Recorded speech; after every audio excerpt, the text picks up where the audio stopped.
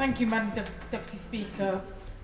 Human rights groups have rightly condemned this bill as an outrageous and unwarranted interference in the ability of councils, universities and other public bodies to use their purchasing power to pursue ethical procurement and investment policies in order to help defend human rights, including tackling issues such as climate change.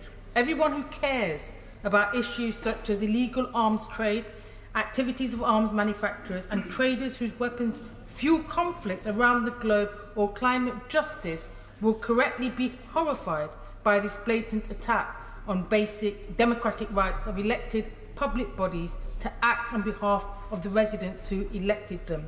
This bill specifically protects the State of Israel, Israeli companies and their human rights abuses from local authority sanctions, no matter what human rights abuses it might commit or indeed committing now.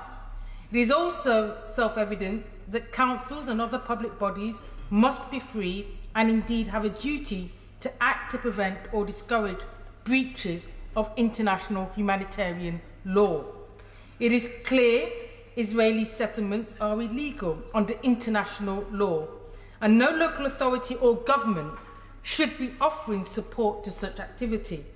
The government's anti-BDS bill contradicts the guiding principles on business and human rights published by the United Nations.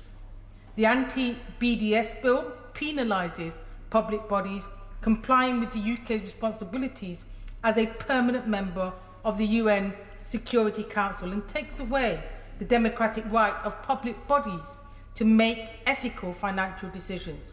The bill uniquely shields human rights abuses by Israel, allowing Israel to act with impunity. Indeed, this bill, in exempting specific countries, namely Israel, despite their human rights abuses and war crimes now, does so when we do not know what future actions such countries may take.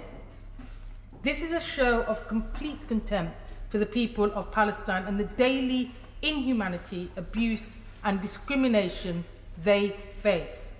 This bill is a textbook case of divide and rule.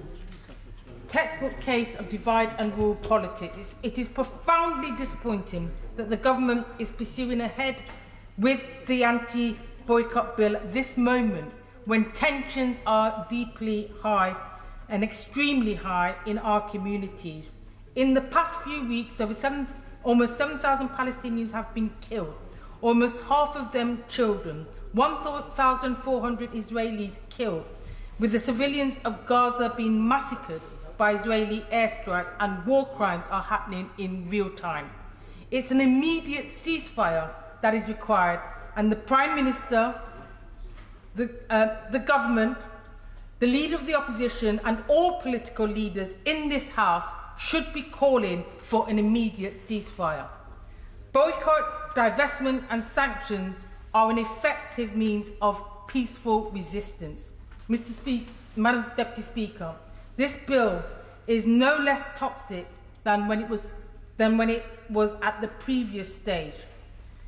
If it passes, it will close off a vital democratic avenue for the closest representatives of ordinary people at a local level to demand accountability and change. And it will show how little this government cares about the lives of civilians and the plight of persecuted and exploited communities around the world. Thank you, Madam Deputy Speaker.